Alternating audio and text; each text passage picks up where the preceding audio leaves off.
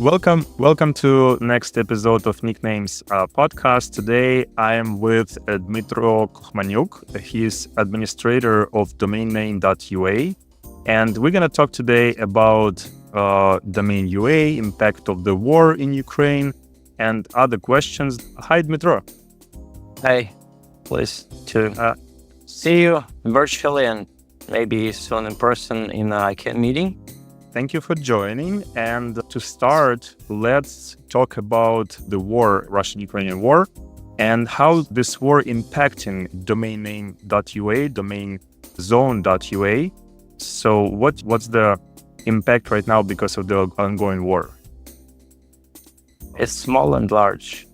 The word zone is usually used as a technology term. Like basically you can think of a zone as a collection of names of UA, right? Let's say, imagine you have a book, or the directory, right? You open a book and each page has, 100 names. So they call this zone, this thing that is a collection. The word zone has different implications for people. So we just use usually domain. Sometimes people use say suffix. Let's say you have, nic.ua, right? Or housemaster.ua. That's the UA is a suffix. They can use the word suffix, although it's more for linguistics. Technology has its own terminology. So the small impact, meaning that we're still operating, not like nothing happened, but let's say as close to nothing have happened as we could have done. Honestly, I wouldn't imagine that would be like that. Nobody, unless I was a NATO officer or somebody higher in command, was truly prepared for the war. Nobody's prepared for this latest escalation of the war. Like I said, the war started in 2014 with annexation of Crimea. Some people say that the war with Russia started informally, or let's say the opposition, in the year of independence of Ukraine. Some people go even further and say, hey, it was 1918 when the first Ukrainian Republic was established. I think all these people are somehow have a point. What we have done in 3 months, I said this before, I made few speeches, presentations about it. Housemaster had a bit of foresight because we weren't stupid, right? We thought something may happen. Just like with this latest US election, I'm not going to comment on it, but I just said today on the Facebook, people who haven't had that partisan strategy are going to be screwed. So people who made the bet on one particular outcome of the election, it's about anything in life. Nobody expects to live forever, yet many people live without a will. Many people get married without thinking about their divorce. The list can go on. Like many people establish business partnerships and don't think how to protect themselves from their partnership going wrong. Maybe their partner will be, dead, or maybe he'll go through their own divorce. Suddenly they would have a co-ownership in their company with his wife. So we did not predict the UA being impacted by the war as much as it was, meaning that the registrations of UA names dropped sharply in the first few months. What does it mean? There are two kinds of things that happen, right? Okay, three. Some people drop their domain names. Usually it doesn't happen. Most people keep the domains they just renew them. Of course, some people don't. But it's not too typical for the person who is paying, let's say, close to 10 euro, 500 hryvnia, whatever, per year to stop paying that because it's a significant cost. Not at all. It's maybe cost of 2 cocktails nowadays, or even one, depending on the country you're in. So on the other hand, though, not so many people register domains when there is a war in the country. So what happened? We stopped seeing new registrations first, and we stopped seeing many renewals second. The fact, it's like the birth rate and life expectancy, right? You can actually think of that. Ukrainian state, Ukraine as a country, now goes through the same kind of demographic crisis. I just saw statistics. The lowest number of babies ever in the last decade, or maybe more, was born, not surprisingly, this year and also previous year. Actually, this year is even worse. Obviously, some people have moved abroad, some women moved abroad, some people don't feel like having a child right now, some men in the army and therefore cannot perform their duties as the father, even though they can. And so many reasons exist for that. Likewise, people stop at registering new domain names almost completely in, let's say, first quarter, March, right? Basically, end of February and March of 2022, because there was the last thing on their mind. It lasted for a few more months. We have actually a special site with statistics. It's a bit hidden. I'm probably going to send you a link later, which you can use to see detailed graphs of how the domain counts have changed. So the first problem was non-renewal. The second problem was non-creation. Both of them impact. In a healthy domain names, there is so-called renewal factor, like how many domains survive year on year. And 90% or more is good. 70 is okay. Anything below is bad. We had pretty good numbers usually. They depended, I guess. The COVID was similar, but COVID, again, led to less new creations, but did not impact deletions, non-renewals much. So we had this situation. Then the second situation was, how are we going to market it? If you lose the domestic market, because some people don't want to do this, how do we create a new market? Like, how can we make Ukrainian domain be popular somewhere else? I don't think we have succeeded doing that, because there are two kinds of people. Ukrainians abroad and non-Ukrainians abroad. Let's say simply. The Ukrainians abroad probably are either surviving, or maybe they moved their business. Maybe they would establish a new domain name in the country of their new residence. Maybe that's Poland, maybe the Germany, maybe the United States. The non-Ukrainians, they haven't bought many UA domains before. Why they would suddenly buy them now? It's actually true with any country. I don't want to say that, but I say if, let's say, Poland would be invaded, I don't think that Polish domains would see the boost of numbers, and I hope not. Of course. I hope we would not have to test my prediction. Some domain names, some domain zones, the country code domain extensions like .io, for example, or .tv, they may be not impact even if there will be war or something like that, because people use it for different reason. That's a global reach. Yeah, .tv is global. IO. You know what happened to IO, right? IO is going to be shut down because the country that was formerly known as IO, it's not a country, but it's a code. That was a small island territory. The question, will it be shut down? They should. Actually, we'll hear. I think the next week will be perfect time to ask that question to the ICANN powers to be. They should have a decommission policy. I'll be in NSO meetings. I can ask the question directly. Yeah, because we have also domain name SU, which is Soviet Union. Yeah, it still exists, and I don't think domain yes. Domain.io, Union no, and they never got shut down, right? But let's go back to our questions about domain.ua. I can actually quickly speculate about SU, not because the Soviet Union was evil. No, very simple. The Soviet Union was the biggest case of the country of the big enough size suddenly stopping to exist. Nobody was prepared. So I guess they haven't thought of that. No, when they see now we have so-called CCNSO, country code name support organization. It's a group of people within ICANN who are foreseeing the country-specific domain names like IO, NUI, NAI, and the .us, although US is using .com. There is a policy now of retirement of these codes. The retirement means putting them to rest. The Yugoslavia, that was it, SF for you, was also a country that stopped to exist. And when Yugoslavia stopped to exist, very quickly they shut down the U domain, YU. And I still remember the Czechoslovakia being a country at some point. Again, when Czechoslovakia broke apart, there was a CZ and Slovenia was SK. Slovakia was SK. Slovensk in their image. And then CS domain was freed. And what's funny thing happened now, then Yugoslavia became just union of two countries, namely Montenegro and Serbia. That country was called Serbia-Montenegro, and they tried to reuse the CS code on them. Yeah, Chernogora and Serbia, CS, yeah. So that domain got so lucky, it got decommissioned because the country broke up. Then he tried to give it to another dual country group, right? The Serbska, Czechoslovakia, whatever it's called. And within 2 years, that country stopped to exist too. So CS domain was decommissioned twice. Although I'm not sure they actually used it. And then the Serbia got this RS, Republika Srpska, and Chernogorija got the famous ME, the Montenegro. Even I have ME domain for my personal use. And yeah, but retirement of domain name is a subject that is hardly technical. It's more political, but it's also a bit administrative, let's say. Whereas the operation of domain is, in my opinion, first and foremost, a technical task. You may have all good intentions. You may be a country on your own right. You may still fail to run your domain. You may have issues. Look at the recent Russian domain being without DNSSEC validation working. I was laughing, but I was thinking, hey, why? It's not like they're new to the game. We had, thankfully, knocking on wood, no DNSSEC related incidents in UA. But I would say we have came pretty close a few times to failures. Not a global failures. DNSSEC is flaky technology. We updated our DNSSEC processes this year.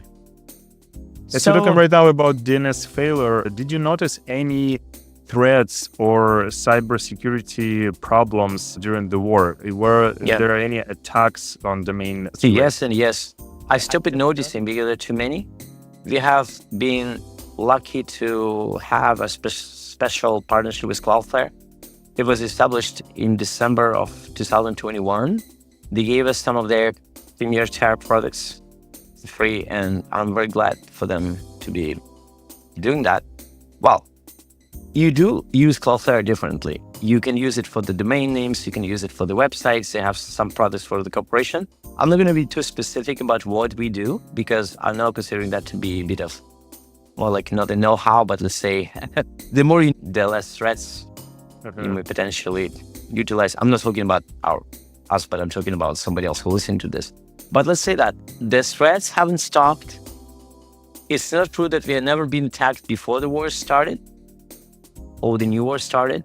And it's not true that we will be never attacked if or when the war would end. I think the cyber threat landscape has changed from individual attacks to just ebb and flow of the seaways, right? You live on the coast, each wave is a threat. The bigger come, the smaller exist the currents. So every IT system in the world is now subject to continuous threats. Tend to be trying to pick the password from the individual virtual machine, trying to break through your website, JavaScript, front-end code, or maybe some backend database logic, all bugs in PHP, all bugs in WordPress, new bugs in new bugs in PHP. I'm not trying to say PHP and WordPress are bad, but I'm saying every software product has been, well, pretty much compromised. Macs used to be great. They still are. I'm using one right now, but they have malware for them too. Even the FreeBSD operating system, which we used, we also use Linux. We don't use Windows anywhere. I think I can say that. They have malware for every platform nowadays. Every version of Android, there's some iOS threats. The threats mostly came in a way of denial of service attacks. That means that when they send too much data towards the system, and they try to overwhelm, right? So basically, like, you have a call center and you have 100 people manning the lines. What about we send them 10,000 calls? Good. How about 1 million? So each of them would try to pick the line. Nobody can get through. That's not the way it works, but I'm trying to make an analogy for our less, let's say, technical listeners and viewers. We get that and we get other things. I don't want to talk at length about it, but we're starting to improve our defenses. So far, we're good, but there is never perfect when it comes to cybersecurity. So I'm not. Is the war pushed I try to sleep like a kid, screaming and waking up every hour. Joking. Is the war or the cyber attacks pushed you, like Hostmaster, to implement something very new, something innovative around the domain UA? Not directly. We did not plan to innovate around the cyber threats. We tried to not decrease our, threat perimeter, impact perimeter, I forgot the name, attack surface. Like how many systems you are potentially exposing to the wall so they're vulnerable, but rather we try to make the operation of domain to be less dependent on us. So what that means that we use third-party services as much as possible. So for example, you don't rely on our own email servers for email when it's sent to us. We have other parties serving our calls partially. We have websites protected by Cloudflare. We try to use other DNS providers, so if our DNS infrastructure is inaccessible from the world, but functioning, it can be used to securely distribute updates. It's tricky. It's not absolutely safe from any kind of threat. And of course, the worst kind of threat is an insider threat. An employee who is in the know and who has access and who can then break through. That's probably the hardest. So, for example, for Ukrainian companies which have employees in areas which have been or are under the Russian Federation occupation, that's the hardest. I'm not talking about ourselves, I'm talking about general situation. Many companies in Ukraine have been close enough or too close or over the fighting line.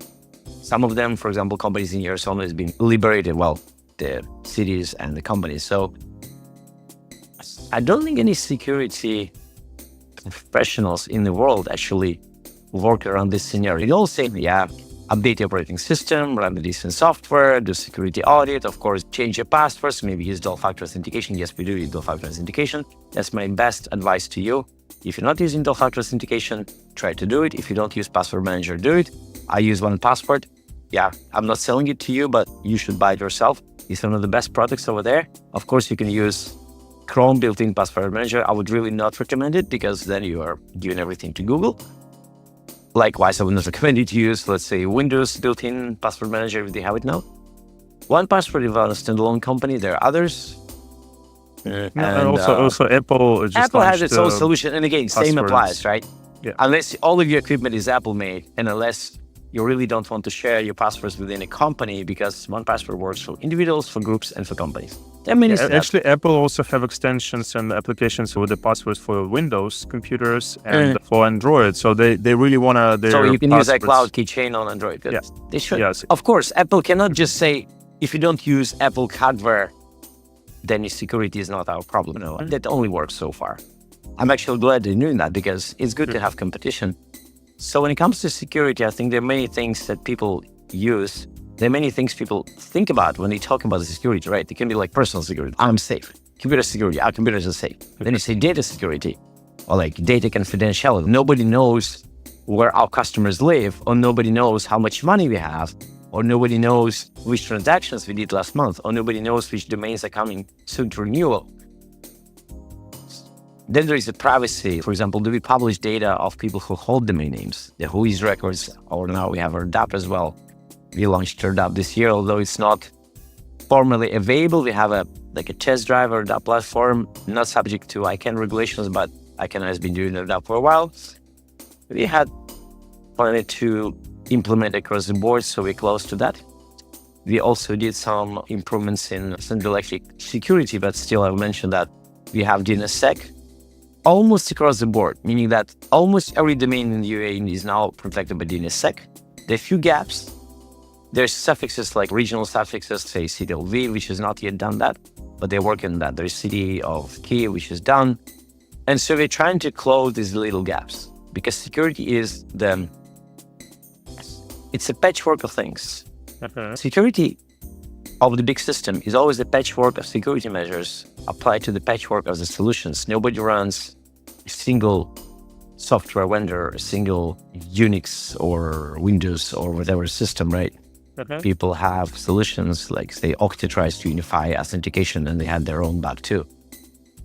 Lots of people use Slack and Slack had their own issues. I can go on. So the security here is more like a mindset.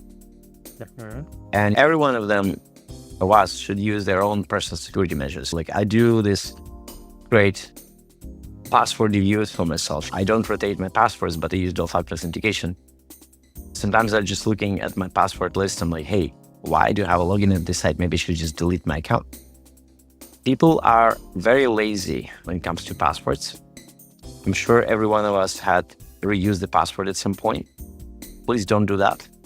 And my approach, again, it's not strictly about domain names, but I mentioned that because if you run domain name, maybe you have a website running it, maybe you have an administrative panel running it. Please don't make your website password administrative interface the same as your Google mail interface, the password, or the same as your bank password. Imagine that each system you run can be compromised. Then think what impact the compromise would have on the credentials from that system being used in others. It's not just reuse the password, it's also about trust, right? For example, let's say somebody logins to server A and you have servers B, C, and D. If by logging to the server A, they can automatically use the same password login to servers B, C, and D, you have a bigger problem already, right? So you should do something to prevent that. Likewise, for example, you have registrars for your domain names. I know some registrars use dual factor authentication, and I know some they don't. I'm not going to name any names, but I do avoid domain registrars which don't have dual factor authentication. And yes, it should be something that is not tied to SMS text messages to your phone, because the text messages from your phone can be subject to the SIM card, or now it's eSIM hijack or swap, but they call it. Like, let's say somebody steals your phone, it's tied to your Gmail. Again, you may think nobody's going to steal my phone to break into your domain names. Yes, maybe not yours, but imagine somebody high profile who has... I actually had a hack. I think someone is like trying to hack my Telegram. And recently I got message that someone logged into my Telegram, but wasn't able to... And SMS is indication, right? So if they know your number and if they swap your SIM, they can... So I don't know what exactly happened, because I still trying to figure out how that happened, but I had information that the code from Telegram was entered correctly, but they didn't pass the two-factor authorization, because I have two-factor authorization on my Telegram, and I received the message to my Telegram that someone is trying to log in, and I ignored it because I know that I'm not logging in right now. And then later, it was information from Telegram security system that the code actually was entered correctly, and the person didn't go further because they wasn't able to pass the two-factor I authentication. know Telegram has a plain text password. So basically first is SMS, or it may be message to your other Telegram instance, and then That's actually very weird, because you can change that fixed password. No, you can, but you can only change it when you're logged in. But anything is better than plain SMS. People use now, there's also biometric login, the passkeys. Apple had finally implemented them. I use that too, it's pretty neat, but they have their own issues, because passkeys are typically associated with a site.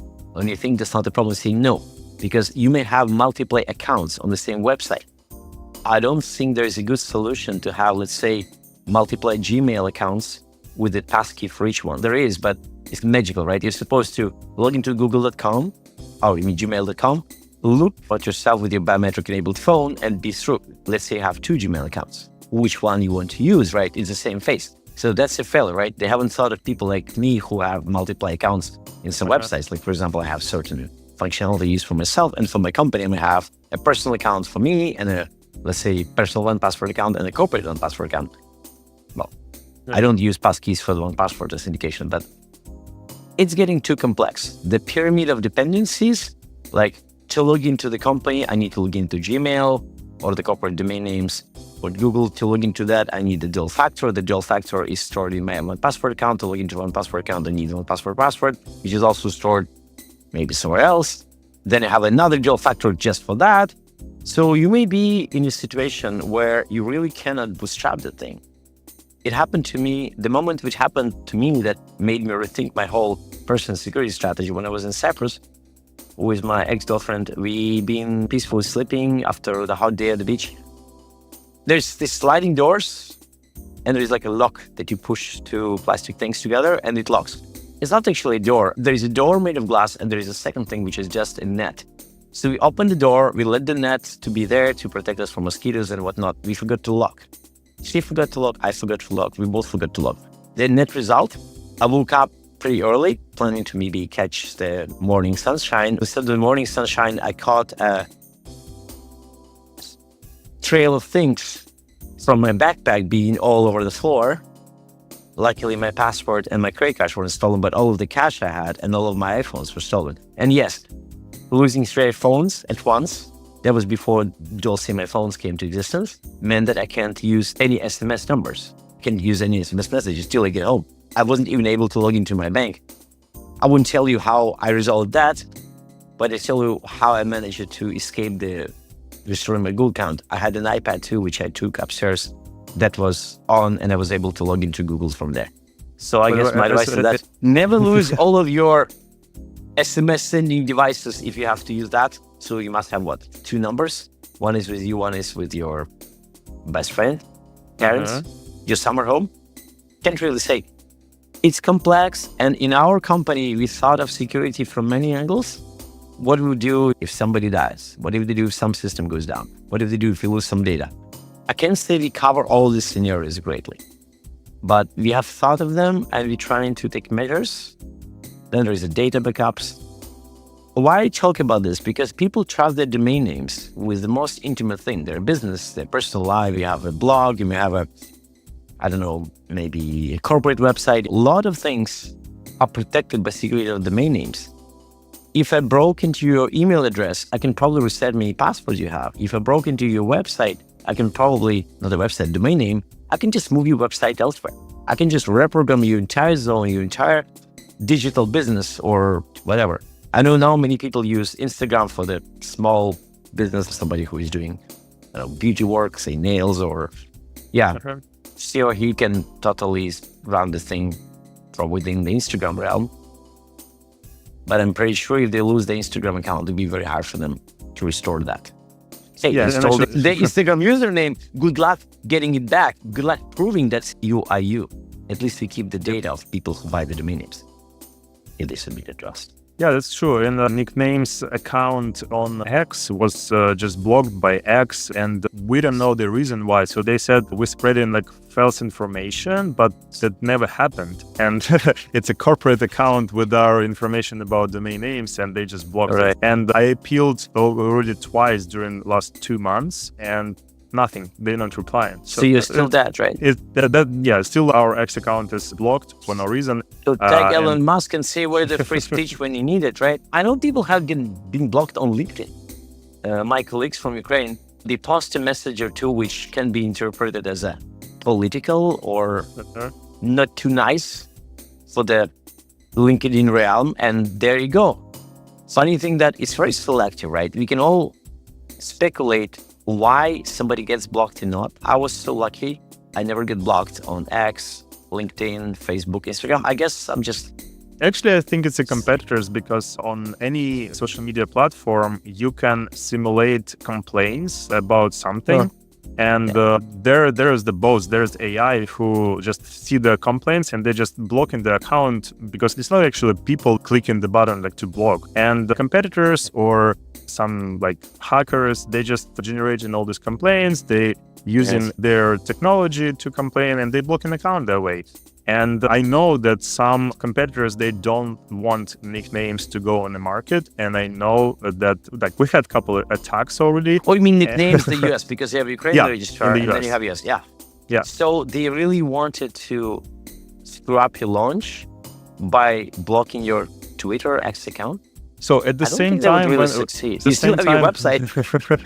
At the same time when we had a problem with the Twitter, we had attack on our website. We had mass people came. Like hackers or whatever. Who was it? They came to use fake, not fake, like stolen credit cards on NicNames to provoke problems like with Stripe, with PayPal, with everything else. But our system you mentioned with CEO you mentioned with CEO as a shop where a lot of people pay by stolen credit cards. You would think you sell something illicit. And if you having too many bags on Stripe or PayPal or other services, you will have a lot of problems with business because they're gonna block your account or they're gonna have less trust to your account or other things. And also, each refund when on the US market, it's also costs you money. On PayPal, they charge $15 for each chargeback transaction that wasn't in your favor. And so PayPal, $10 domain by PayPal. When reversed. Then you pay additionally, so returning the $10, and then you returning also, you're paying for the chargeback also $15 to Stripe. And PayPal charged actually $20. So this is like very 15, not 50, but still a lot. Your domain name per year can be less than that. Like Ukrainian domains are usually less than that. And our security system on NicNames identified this problem, and we fixed this. We didn't register domain names for those stolen credit cards and other things. Our system is pretty smart. So we still lost some money, like in the beginning when we saw this unusual activity, and then we figured out we just fought back. And everything is fine, but at the same time, almost at the same time, our Twitter account was blocked. So I think it's connected to each other, all these two events. Can be. Yeah. You always say it's Russian hackers, right? Maybe Russian, maybe not. It can be anything, but I just wonder really who wants to attack, sorry to say, but not so large. We're going to the market. GoDaddy or other giants of the market. Company which is just about to launch Yeah, So, we're on the market with a unique offer, which right. is membership for people who want to get domain names at cost. So if you have membership, you can register your domain names at the same price that we pay into the registry. And a lot of competitors, they don't like it. Why we went this way? Because our competitors like Cloudflare, like Torgbomb, Mailchimp, they register domain names very cheap, and we need to compete with them. So that's why we brought this model to the market. And yeah, of course, some competitors, they don't like it because they think it's a threat. And that's why they try Club or the to do that. Costco for people who live in the US model, because I used to live in the US. Yeah, Costco is, if you don't know, it's a chain of shops. You can buy lots of things, usually in bulk, but the main part you have to be a member, and for the membership you have to pay what, $50 a year. Anybody who shops at Costco would recoup that money quickly. So here's the thing, right? Imagine I, like me, say 10 domains, right? And each of them cost me $10. But let's say the real cost of them is $5. So I'm going to pay $50, and then you have to pay your charge. If your charge is $50 renewal, I'm not saving anything, but then I can buy more domains and then save. So there is a break-even point, right? Yeah. For me, with my own, it may not make sense. Yeah, very easy example. It's GoDaddy. Like an average renewal at GoDaddy for domain.com costs you like $20 to $30. And if you have, and the domain.com costs like $11 at cost. And if you have 10 domains or like 20 domains, you're already saving with NicNames. And we already have people who transfer domain names from GoDaddy, from other competitors. And yes, some people, like some competitors don't like it, and they wanted to maybe create like big problems for us before the launch. So we owe, for example, like a lot of money to Stripe or PayPal. But it didn't work out because our system is smart and we know what we're doing. We're on the market like for more than 17 years, and we had a lot of experience like before. Yeah. So we're ready for those attacks like that. Anyway, wait, how many months have been since your launch? So we launched in May this year, and this attack was in August. Sure. So somebody did notice, and 3 months into, new kid on the block, then it quashed them. Yeah. Interesting. This is the first time ever I hear of this model applied to domain names. I watch Netflix, right? We all do, right? Probably. And you pay this $10 or whatever. Now it's different. I live in the EU, so I pay in euros, but nevertheless, I paid about the same. I think it's €9. Can't remember. And you can watch as many movies as you like. And then there's no Apple Music, and there is a Spotify, which also have them all. And and basically Apple TV is not too good, in my opinion. So I think, I would give you another example, Setup. Another product that I do use, it's a Mac platform suite. So basically you pay, I think, $10 a month. I think you pay $120 a year. And then you get all of these apps for free on your Mac. So it's like an app store. Actually, they just launched Setup on an iPhone, iOS platform, but it's only for the European Union because the European Union had this alternative app store thing. Actually, it would be great if the American government would force Apple to open it up too. I think I'm not too happy about downloading stuff from somewhere, but the specific company launching an app store, I would go for it. Why not? As long as my phone wouldn't explode trying to juggle 3 different app stores, I guess that would be Apple's problem.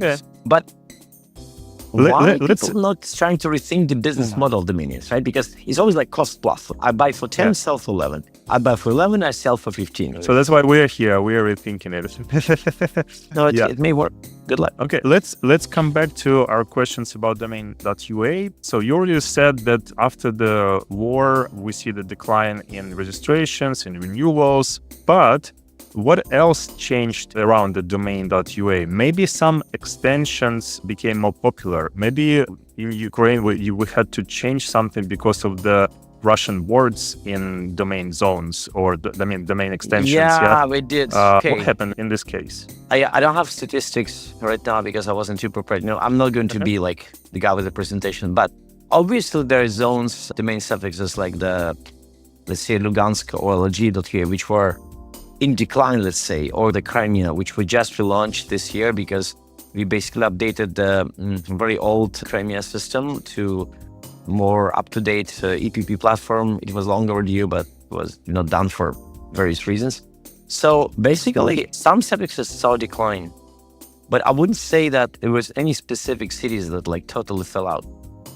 Even pandemic said growth. What happened though, that people started to look for new names after the old one expired. So what happened? When the war started, we did not all the new war. Again, I want to say war, like the full-scale invasion 22. That's why I use the term the new war, just to be shorter. And I don't like to call it escalation, because the escalation means there's, well, okay. And I would never use the word conflict, because that's the worst. It's like not calling the spade a spade. So when the new war started, when the full-scale war started, we had names which we inherited from the, let's say, historical, pre-historical, pre-Ukrainian independence names. Like we have the name for the Kiev instead of the Kiev and Kiev. Yeah, I know it's hard to spell, but it's K-I-E-V versus K-Y-I-V. The old name, it's like the Bombay and Mumbai if we talk about India, right? Nobody says it. Let's explain why, because our listeners mostly don't understand why this change is happening. Yeah, it's simple. Russian occupation of Ukraine consisted of what I call the linguistic terrorism. So I'll explain. Even the Ukrainian alphabet was deprived of the letter G with upward accent. Russian language was a main de facto language of the Soviet Union. And the languages like Georgian, for example, which was or Lithuanian or, I don't know, let's say Kazakh, which were not too close to Slavic language, right? Were, of course, well, they survived, but the Ukrainian and Belarus language, Belarusian worse, were under threat to be changed slightly to resemble like a dialect of Russian instead of language on its own. So Russian Federation tried to change the spelling of words in the dictionary. They tried to use different suffixes in the words, and they did rename our cities. So basically Russified all names of the cities. It's like I'm saying I'm Dmitry, but I used to be called Dmitry, which is technically both true. They tried to put as much of Russian sounding names, words, street names, city names, you name it, into the lives and the brains, the heads of people. So people think of themselves not as Ukrainians, but as I don't want to use this word, little Russians, right? They call them. I don't really like that. So you'll see that still happening. Russia have not reversed the course of not even acknowledging that Ukrainians are a nation and people on their own. I can't really make a parallel here. Okay, Hitler occupied Austria in the first days of his expansion because they hate same language, same people, right? They speak German too, right? Okay, there is actually variations between German. And again, that was the same language. We are not the same language. The names of the cities transcribed to domain names were not always reflecting the Ukrainian naming scheme.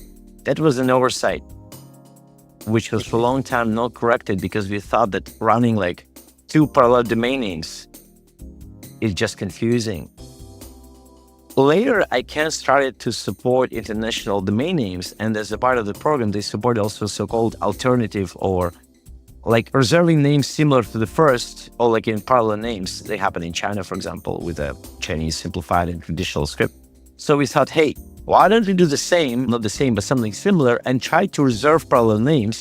So like the suffix is different, but the name, the first part is the same. Okay. That kind of feel like you build a number the same, all the street gets renamed. That worked, but it took us several iterations to get it right. So the first attempt to make a domain name just to be parallel and control the name of the person that registered a parallel domain was done. Then we changed these rules a few times. Actually, in 22, we started to think about eliminating old names, and we are actually on track to do that. By elimination, I don't mean deleting any names as registered, but rather to close this opportunities to register more names under old suffixes. So we say, look, you got your old name, there were no options for you, it's not your fault, you should not take it away. You get a new name of the city, you have a full right to reserve the same domain name in the new one, so you can rename yourself. You can run both names, the two. You are guaranteed to never lose any of them unless you stop paying. And if you stop paying for one of them, nobody else can get that. So you can get a new name, stop paying for the old one, lose the old one, or delete the old one, and it would never exist. Nobody would drop that old name and create a site confusingly similar to you by naming. And you can even go back and say, guess I still need that old name again. You can do that. So what we have done is to create some names register names which in domain space, which are legal names of cities like, I don't know, Lviv was already, of course, but Rivne versus Rovno, and Kyiv versus Kyiv, and Kharkiv versus Kharkov, and all. And these names reserved. In 22 and 23, we put them all into production, meaning that we have to amend agreements, allow them to be used for the websites. I have to amend so-called public suffix, a list of top-level domain suffixes so people can register SSL certificates. And then we went to the second part to stop using the old names. That was even harder because we have to create a legal framework. Like, how can you stop doing something? And that was actually the difficulty, because some people felt like denying people the opportunity to register names under Russian spelled city names is wrong. So the way we handle this, which maybe not the right way, but the way that I feel is good enough, is we started from the smaller domain names, the names which are less used. We depopulated them. So basically, I think we did the 5 ones, which are listed on the website of Housemaster, and we are going to close more of these registrations coming next year. I'm going to announce this in December. And then we also run the dispute resolution policy, which is not related to that, but I mentioned that it's called UADRP. So that's, again, mean that if you have a name and your name is similar to the trademark or somebody else's business name, you can dispute that, not in court, but in arbitration. And that applies to these new names as well. We had expanded the reach of that policy to many domains, and we're going to expand more. Actually, in November 1st, several names were added. So we tried to basically make all of the names in Ukrainian all the suffixes to be Ukrainian looking, and uniformly supporting DNS security, dispute resolution policy, and no alternative spelling for Russian names going forward. The old names would be there forever, unless, of course, the respective owner would delete them. And I don't feel like deleting 30,000 or 20,000, 10,000 of specific top-level domain name suffix is a good idea. Because unfortunately, the web does not have an easy way to rename the website. With a SMM and SEO and, okay, SMM is not applicable. Search engine optimization, sorry. But all of these other things like email addresses, maybe printed materials, maybe old addresses in your customers' books, it makes sense to keep the names you once used forever. You can make one a redirect to your newly named website. That's probably the right way to do it. Or you can make the new name to redirect to your old one, which is backwards, and that's what some people do. It takes years to do this transition, but I'm glad we started it because, frankly speaking, we should have done this in 2014. Let me explain a little bit to our listeners why we're talking about these domain extensions, which is like Russian spelling or Ukrainian spelling, is because in Ukraine, we have a lot of domain extensions for cities. So each city has its extension, and it's Kyiv.ua, Lviv.ua, and you can register third-level domain for that city, for your business, for example, for your blog or something like that. Local business in that city or its area, yes. Yeah, and why it's happening also because DomainName.UA, if you want to register second-level domain.ua, you must have a trademark. And here's my next question. What's the future for domain.ua? Is there any changes Housemaster planning to do with domain.ua? There will be trademark requirement forever or not? What's the plans around this question? Yeah, I can say we're going to remove that restriction, but we're discussing how to ease or, let's say, reform that restriction for a while. But why we have this restriction in general? I think it's just historical reason. It's basically a policy set up initially in when we launched. It was meant to limit the growth of the UA name because back in 2001, the technical facilities we have were a bit inadequate. You're afraid that of doing what they call it now, land rush, would interfere with the ability of our systems to scale. It's never a problem. It was probably a problem for the first 2 or 3 years. So I remember when you run some old system run on homemade software without the new servers. These days are long gone. We can make UA domain 10 times more and not even notice it. We'll notice more revenue and more domain names in the statistics. The reason why that people get used to it, and now it's like a tradition that is maybe wrong, but it's so old they perceive it as the right thing to do. So we spoke to some of the registrars and they said, yeah, don't do it. do it later. Some of them say now, do it after the war, doing when the reconstruction comes. Personally, I think it was not a good decision to initially implement that without an end. I think it was a good idea to do this in the beginning, but it was a bad idea to never say, we're going to do it for the first year and then stop it, or first 3 years and stop it, because we haven't put an explicit shutdown date. It's like a promise which you gave that these are going to be the rules, and you don't change these rules because people are getting used to rules. That's why it's like a law, right? And the laws don't have expiration date, right? But people change their laws. So, countries change the laws, the law, women too old, like in the United States, good example, right? Things that used to be perceived as normal, at some point they perceive it as wrong. Things that used to be perceived as traditional, commonplace, like having multiple domains under UA, for example, was something done completely similar to, say, .uk, to Britain, or let's say Turkey had the same system, the place where we're going to have this meeting next week.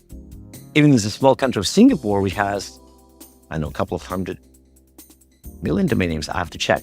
The country itself is not big. It's just one big island with a big city and the airport. Anyway, they even have that there. I think it's more like the old schoolers run this many subdomains because that was the thing to do in the 90s.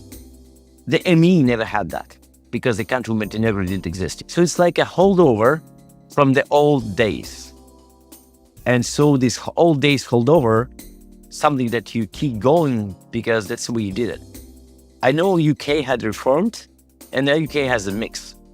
The UK names and the co-UK names, or AC for academia. And I know that Turkey haven't done that.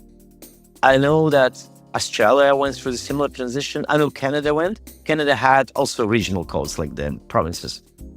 They actually inherited Canadian names from these sub-provincial names. Like, so the name.province.k became name.k. I don't know how they did if two companies with the same name existed in two regions. So I guess what we need now in Ukraine is not a rule, we're going to end this. We need a rule for transition, right? So we need to invent with our stakeholders and registrars. Maybe we should do this in December in our UADOM conference. We're going to say, look, if you're going to allow UA names to be registered to trademark people, how are they going to be protected if they're waiting for the trademark and then they're going to wait for it for another year or two because during the war, the trademark registrations were postponed? That's actually another problem we are fighting with because we can't make our government to do something that they decided not to do. If somebody applies for the registration of the trademark in 2022 or 23 or 24, and they've been told to wait for a known time, and they're relying on that name to be available to them, taking this name away from them and giving them to somebody else who wants to pay for it now is wrong. But giving them the same name just because they paid for the trademark, which can be denied, is also wrong. I think of the solution of making like a reserve list, like a stop list or pause list of names which are in the process of these applications. And we say those names we're not going to touch until the war ends, the registration resume, or something else happen. So people are going to get like X number of years, maybe 5, maybe 10, it doesn't really matter how many, to work on the same rules.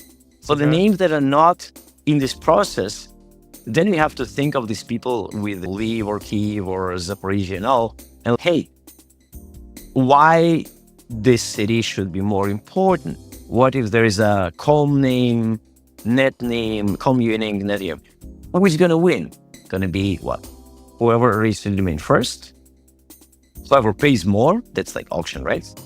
Random, that's actually the second part. So the first part, how are we going to spread trademark holders? And the second is how do we going to select who's going to get that name? I can see of several ways. Releasing the higher price names option first and saying, now you can buy that name only if you have a name in any of the other suffixes and you pay the premium price. Let's say, I don't know, $100 instead of 10, right? But only for the first year. Then if nobody does that, then it's just first come, first served from everyone. So then give this first round to people who have several names, maybe just one. If there's only one person, obviously they have the only right. Yeah, they're going to pay 100 anyway. But you know what? There is option 2. They can wait a bit and make a bet. I know it sounds like extortion of money, but the truth is that you cannot make a system that is fair and efficient and unhackable. I wish we can do this in most cheap, fast, and fair manner, but I'm afraid that you have to choose two: cheap, efficient, fair. I can spend multiple years just deciding which top-level domains that you need to delegate. Remember, right? This so-called round. It was not a round. It was like 5-year plan. They're going to repeat it again. The names like .google or .amazon, they disputed for years. That was a process that looked the same, right? Damn simple. Just allow people to register top-level domain names. It was a price tag of, I think, 185,000. It was a long, complicated application process. There was some dispute process. There were auctions too. When many people wanted the same name, there was Amazon who said, I'm a company of Amazon. I want to have that Amazon. There were people from South America said, look, Amazon is the most important river for us. It's our place name. How dare you, Americans, North Americans, to hijack? And they were both right.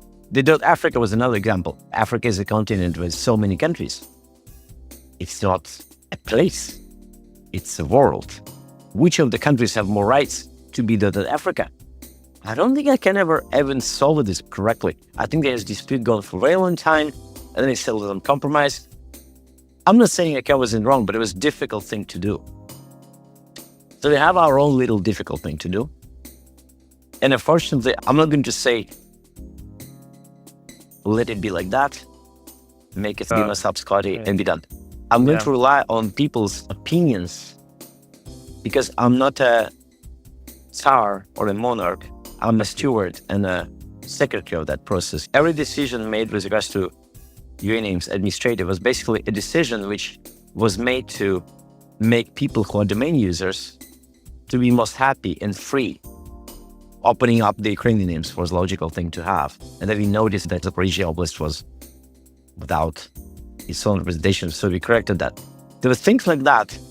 You seem like going through all things and fixing them is bad, but the only way to not fix bad things is to not make these mistakes in the first place. And the hindsight is 2020. Like looking back, you can see yourself being young and foolish and doing things that you shouldn't do. I so many times wished I can send myself a message 10 or 20 years ago, say, Dmitry, do that, don't do that. Get married early, or maybe not. I don't know. So let me relationships like that's getting philosophical. My point is that we have to reform the UA names. Sure. We have to do it right. We cannot do it fast. And it's probably still going to be not completely fair because fairness is a very subjective thing. Fairness is not a formula that you can say, this is 100% fair. But you have to gather stakeholders and get their opinions. And we're going to do that. I guess we just been, let's say, depressed and traumatized by the war and trying to keep the system going and also trying not to make too many changes. But we, like I said, we did the changes of DNSSEC signing, we did the changes of universal support EPP, we did the changes of launching the Ukrainian domain names, and we're now doing the changes of shutting down. That's actually pretty much all of my agenda for the day. And we're going to be on track to open up, we already opened up the new domain names. I think it's up Crimea. And we're going to be on track on open universal DNSSEC availability. And we are on track to open universal European dispute resolution policy availability pretty soon. We still have few domain names which haven't signed for that. It's more like a agreements, paperwork thing that there's nothing like stopping except doing things in the right order. And that takes time. It's a bit like government. It's slow. I understand. And I'm not making any campaign promises because I'm not running for the president. Yeah, of course. Let me add my opinion as a domain name registrar about domain. And I apologize for being slow, for us being slow, and for things being difficult. No, it's totally fine. I don't have to apologize about it. But like my opinion about domain.ua as a registrar, by the way, if you don't know, like for the listeners, if you don't know that our company in Ukraine, one of the largest domain registrar in Ukraine, nic.ua. And what I see in domain.ua is that people registering trademarks to register a second level domain.ua. So what does mean? It's all domain names that registers. It's a high value domain names. So all domains on UA consist of high value domain names. So people spending more money to get those domain names because it's a beautiful name or it's their trade name or something else. But every person had to register trademark, even if you want some beautiful name that you're not even using as a trademark.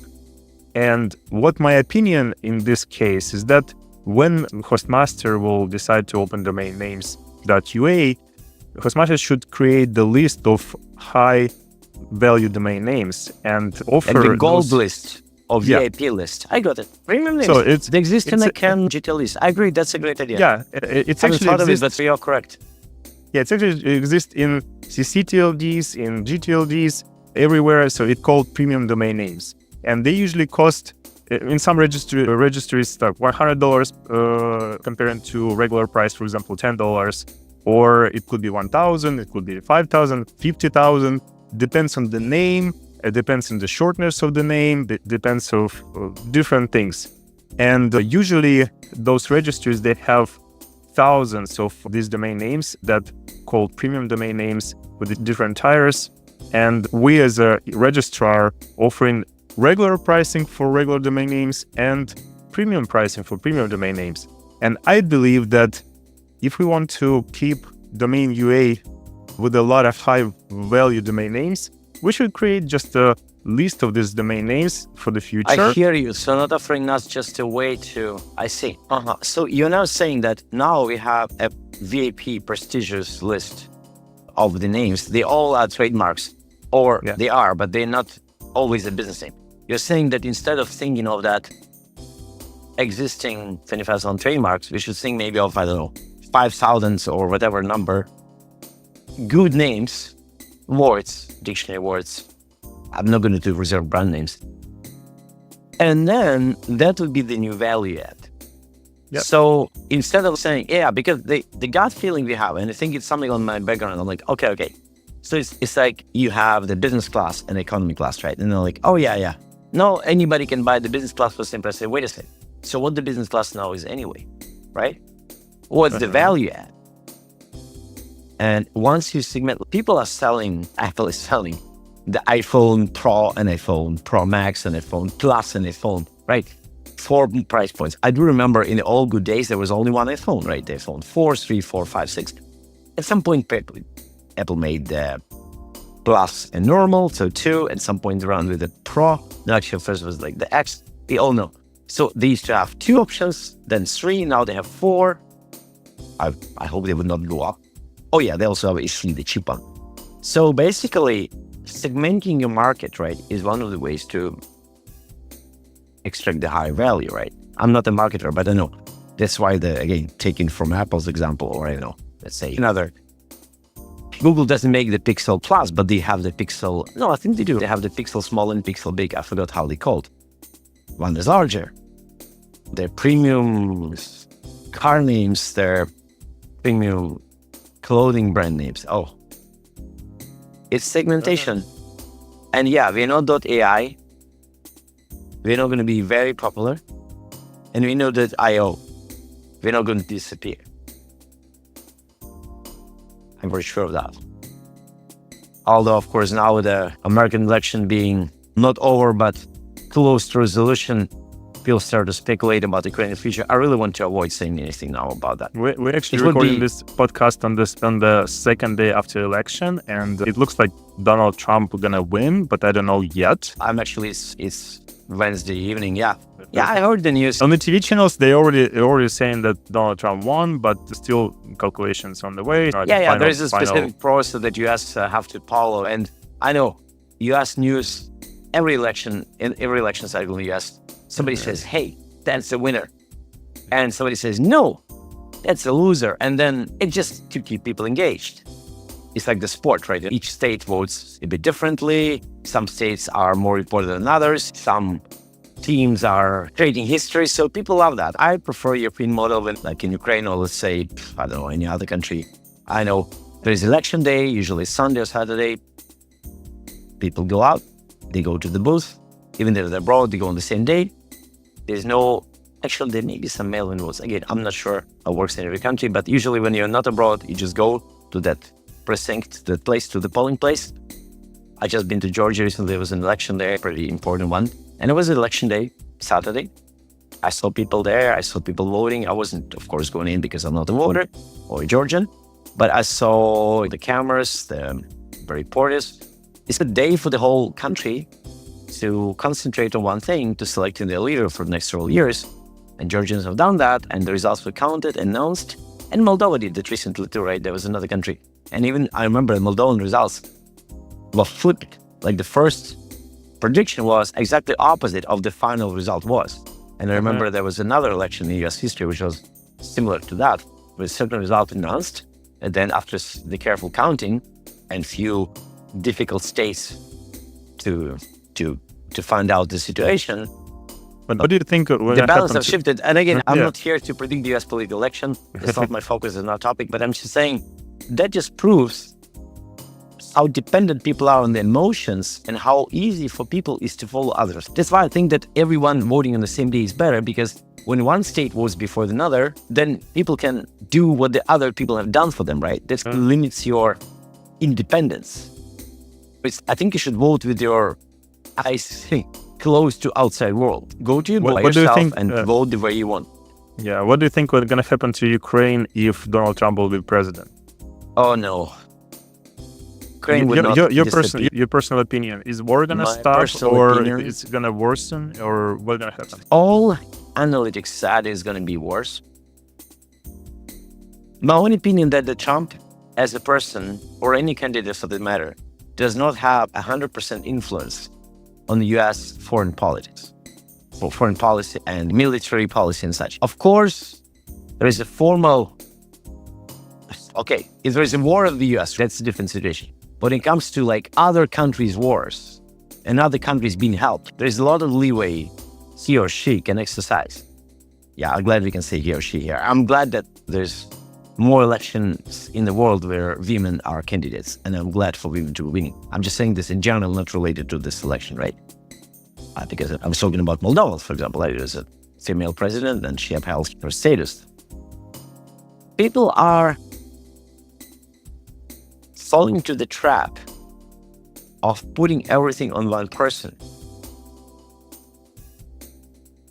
I think this is part of this old thinking of pyramid of power, a guy on top. It's always a guy on top, right? Typically. To be the one who decides for all. It's called the democratical monarchy. It's like we're voting to elect a monarch for a while. I think this is the wrong thing. I think ultimately, we should make maybe more online voting referendums. I don't know, Swedes do that. I think we should change our governance model in the world to be more agile. And I know Ukraine was trying to do voting, haven't done yet. I have big concerns about digital voting, but I think that people are looking for the new ways to exercise the right for democracy. And the way we do democracy changes the way we do other things, right? Because technology too, right? Influencers change the way the brands are perceived, right? And now it doesn't matter how much money you put into the ads. If a good person, popular person wears specific brands of sneakers, right? This brand of sneakers is going to be popular. If the good person does something horrible, that really reflects badly on the brand. Because now the bad guys, a bad person wearing that sneakers, right?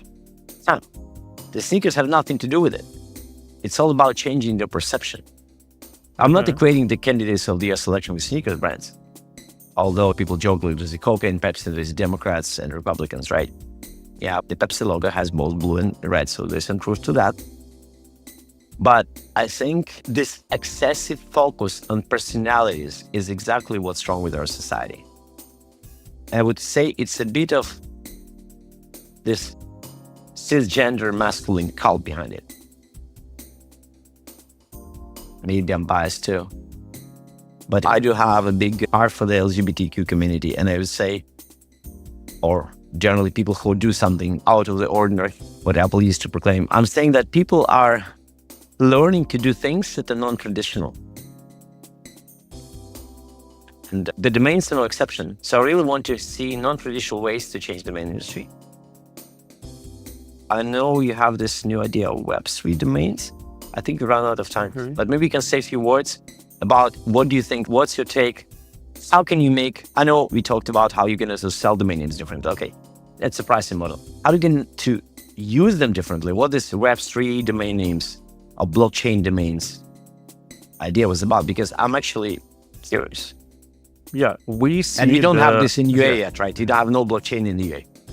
NicNames, it's the first ICANN accredited registrar that actually supports Web3 domains natively. We're registering domains.eth. We can renew domains.eth that you have in your own wallet. We don't even have access to your wallet to renew your domain name.eth. And I think domain names should expand. They should exist not only on Web2 space, the traditional space, DNS, also they have to exist in the Web3 space.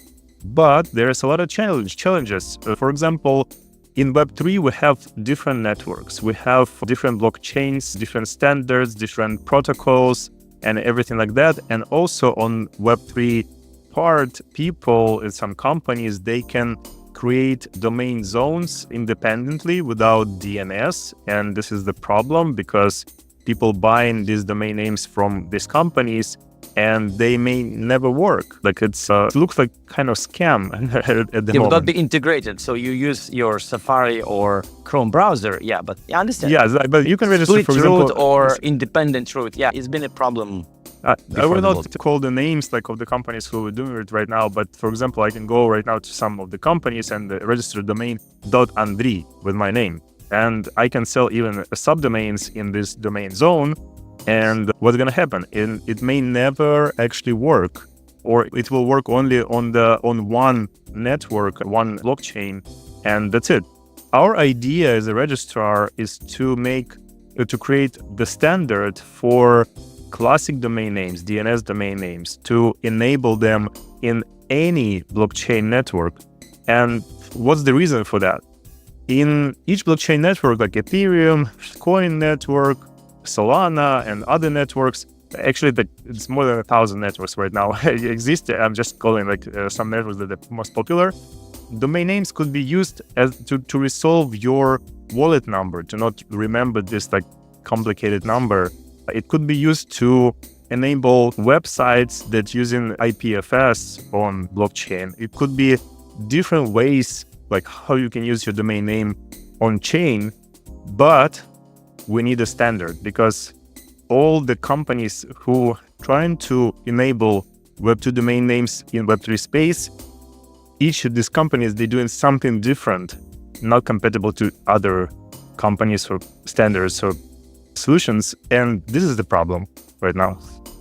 So it's I think the USB, it's like the world of chargers of the mobile phones, right? Before the USB plug. Actually, wait, remember, right? There used to be this USB micro and then USB-C. Oh, wait, USB Lightning came. No, I'm saying not the same, but understand. ITF is working for the internet standards, but ITF is, well, let's say volunteer group of highly skilled professionals, a very narrow skill. And yeah, I know I'm not saying ITF is a solution, but I work with ITF processes, and I tell you, even in the well-established things like domain names and the protocol used for the registrations, I still see innovation, and it's very slow. The blockchain world moves so fast.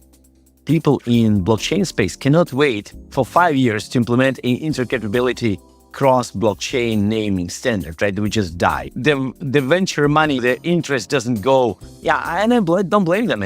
It's like I'm also coming from this old world when things are changing slowly. We have to be faster now. Do things. Mm-hmm. Yeah, because it's more efficient, right? To be fast, even making more mistakes and learning them. Break things, move fast. That was Facebook Cloud, right? I think it has a point. But yeah, domain names on the blockchain, being Ethereum.eth, Ethereum name service. I know that project. I don't see these names though on the banners.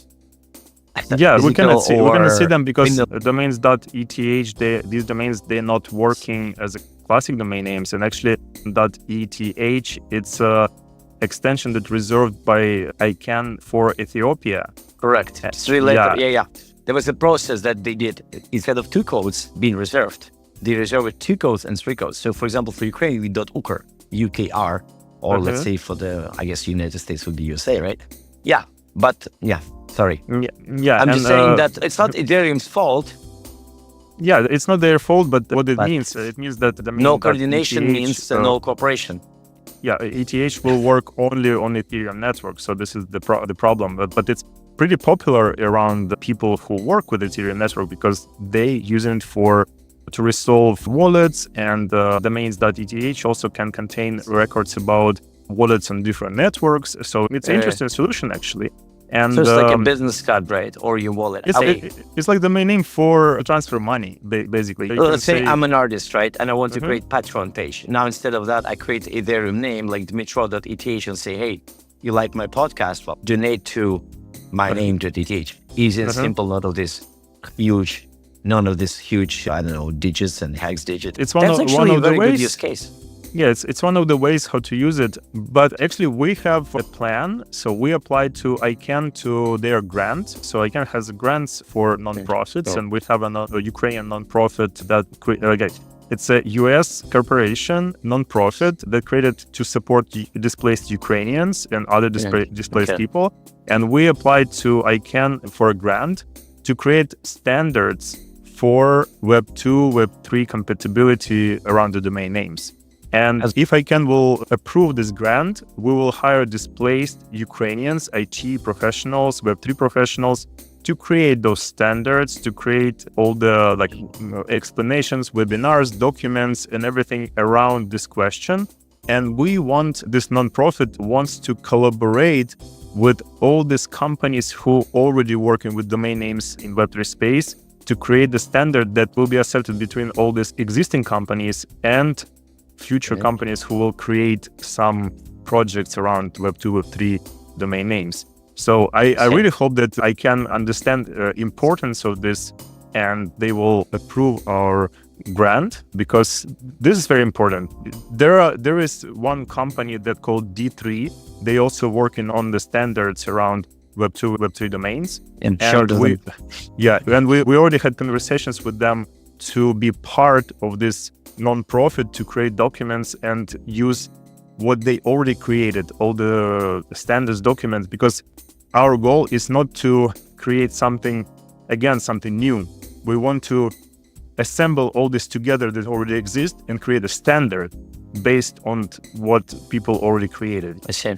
There was an XKCD comic which said the problem with it's not actually comic, was person saying the problem with the standards that too many to choose from, and the joke with that person says, look, this is a new standard which is tries to unify all of the n existing standards. Oh, congratulations, now we have n+1 standards. Companies are sometimes fighting standardization because it decreases cost of their proprietary solution while benefiting consumers, right? If everyone would have to buy the new cable for each new Samsung phone, I know that would be a mess, right? Now everybody has to buy a single cable for their new iPhone, Samsung, Google Pixel, and Xiaomi, and you name it. But it haven't, and you don't have to get a new email address for every email provider in the world. The messenger is a mess, right? We have Signal and WhatsApp and Instagram messaging, and of course, LinkedIn and Facebook and Line, I think, is popular in Asia. There's a lot. But if we're talking about domain names, it's domain names that support different registers under ICANN. And if each register will do something different, it's bullshit. Like, it's not going to work. Right. ICANN is good to create a dialogue, but I think ICANN is not good to create universal solutions fast. I'm not saying ICANN is bad. I'm just saying the way that ICANN is set up is to prioritize quantity over quality. They create a lot of effort in different directions. You go to these ICANN meetings, a huge agenda. I feel like I want to make 5 copies of me, right? Send each of them to these other meetings, right? I would stand in the hallway to people like you from different domain industry groups and talk to them what they're doing, right? Mm-hmm. But it's impossible. So I'm not saying ICANN should change themselves. Maybe they should. But it's good to have a result-oriented agenda. Like you're saying, we want to unify the way the blockchain and domain works together. Let's have a draft document within a certain timeline. Let's get like maybe 5 or 10 companies to sign up on that. Of course, we have to invite them, right? Maybe have to form an industry association. The Ukrainian nonprofit is not a bad idea. Although if it was formed to help Ukrainians, I guess it would be too differently focused. I'm not saying it's bad, but it may be like a conflicting goal. It will benefit both displaced people who are IT professionals and ICANN community around the domain name. So why not? Sure, but maybe some non-displaced people want to work on that. I'm just saying, I'm not going to criticize your product because it's your project, it's your idea. I think it's a good idea. And again, the time and the market and other people would tell. I'm not here to judge you. I'm happy you spend your time on that. You're going to we could all sit in the corner on our sofas and complain about elections, about blockchain, about the domain, market prices, threat of global nuclear war, you name it. That doesn't help. Actions help. Words without actions are just hallucinations, as one of my Ukrainian friends said. Actually, I think he quoted Thomas Edison, but there's some truth to that. Okay. Let's wrap up and let's finalize our podcast. Thank you, Dmitry, for joining today. And I will give you a final word if you have any advice for people who want to establish their digital identity online with the domain names, and both for Ukrainians and for our international listeners. So just final words for you. So I'm wearing the shirt. It's not our company shirt. It's actually so by Aviatsiya Velichiny, it means airlines of, western region of Ukraine. I would say just follow your dreams. Thank you so much. Thank you for joining. Please don't forget to subscribe. Please comment. If you will comment with some questions, we will be glad to answer your questions. And listen to our podcast on all major podcast platforms, including Apple Podcast, including Amazon Podcast, and of course YouTube. And join us for the next podcast in a couple of weeks. And don't forget to like and subscribe. Thank you. Thank you. The name is NicNames Podcast. It's a NicNames Podcast, yeah. Okay. I'm going to check that out. Thanks. Thank you. Bye, everyone. Bye.